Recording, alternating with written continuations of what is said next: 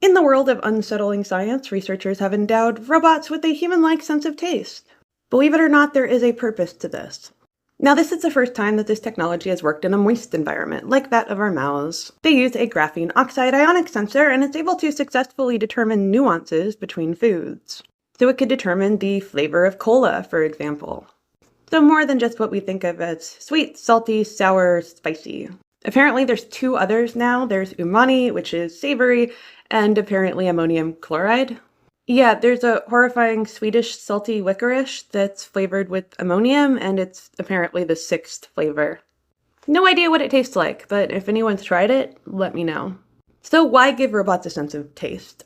Well, the researchers want to use this in prosthetics, so people who have lost their tongues, for example, or perhaps have neurodegenerative diseases, and many are born without the ability to smell or taste. This could restore it by using a prosthetic.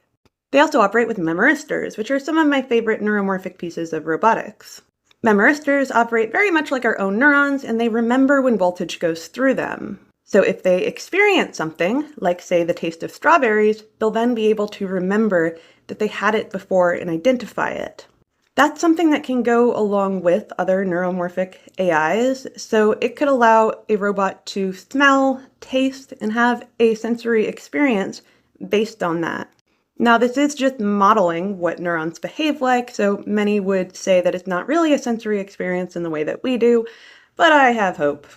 Now, one area of robotics that this technology could be incorporated with very easily are our brain organoid friends. Yes, you can grow a human brain from stem cells, and you can hook them up to a computer. But they're limited in their sensory experiences because they are, in fact, a brain in a jar. They can receive ordered signals or disordered signals, but I would be interested to see in some of the robots that they've been operating having a real sensory experience and how they would grow around that.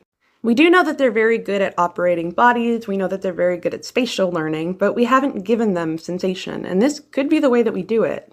Now, there is an area of computation where they're making virtual brains. You can actually model that spiking behavior, model our neurons into lobular forms, and they're pretty good at doing things that traditional AI is not. Operating a soft, fleshy body is one of them. That it might be because that's kind of what our brains are evolved to do. They're also pretty good at navigating through a virtual world or in a robotic body in our world. What we haven't done is given them a true sensory experience. What do you think? Do you want robots with moist mouths that are capable of differentiating between Earl Grey and green tea? Creating robots with true metabolism that need to eat are not far off as is. I've shown you a few models for them that involve using grown tissues and putting them onto a robot body. We're just slowly replacing more and more of their parts with synthetic ones rather than lab-grown ones.